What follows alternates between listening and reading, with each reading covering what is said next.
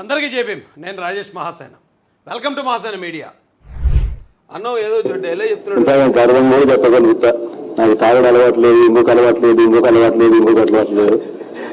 రాముడు మంచి బాలుడు మాదిరిగానే గుడ్ బాల్ మాదిరిగా పొద్దుటికి ఉండా నాకు ఒక్క అలవాటు లేదండి.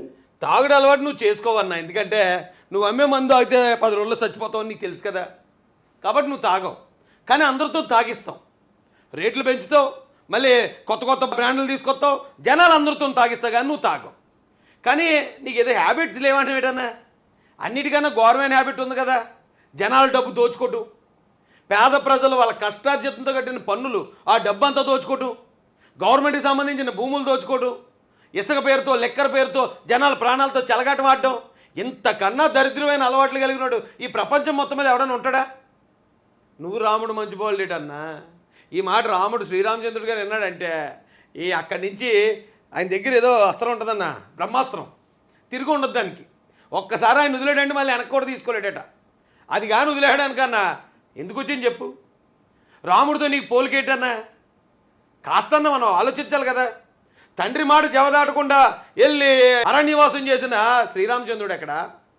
తండ్రినే చనిపోయిన వెంటనే సంతకాలు పెట్టించుకుని నేను వెంటనే ఇక్కడ రాజు అయిపోతాను ముఖ్యమంత్రి అని ప్రయత్నించిన నువ్వెక్కడన్నా?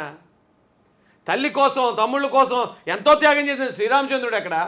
కన్న తల్లిని తోడబుట్టిన చెల్లిని కూడా బయటికి గెంటేసిన నువ్వెక్కడ? నీకు శ్రీరామచంద్రుడితో పోలికేంటన్నా? దయచేసి ఇలాంటి మాటలు ఎక్కడ అనకండి అన్న దయచేసి. ఎందుకంటే ఒకవేళ మీ దగ్గర శ్రీరామచంద్రుడి దగ్గర ఉన్న డబ్బు కన్నా ఎక్కువ డబ్బు ఉండొచ్చు, ఎందుకంటే మీరు ప్రజలు దోచుకున్నారు కాబట్టి. దయచేసి ఇలాంటి కామెడీలు చేయకండి అన్న, ప్లీజ్ అన్న, ప్లీజ్. మళ్ళీ ఒకసారి వినండి అమ్మా. ఇంకొక అలవాట్లేదు, రాముడు మంచి బాలుడు మాదిరిగానే గుడ్ బాల్ మాదిరిగా పొద్దుటికి ఉండా నాకు ఒక్క అలవాటు లేదండి అన్నా. నీకు నువ్వు చెప్పేసుకోకూడదు గుడ్ బాయ్ లాగా ఉన్నాను, రాముడిలాగా ఉన్నాను, లేకపోతే మరొకళ్ళలాగా ఉన్నానని నీకు నువ్వు చెప్పుకోకూడదు అన్న. ప్రజలు అడగాల.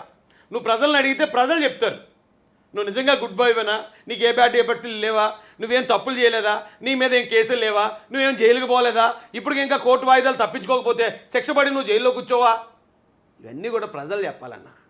నువ్వు నేను చెప్పుకోకూడదు మన గురించి.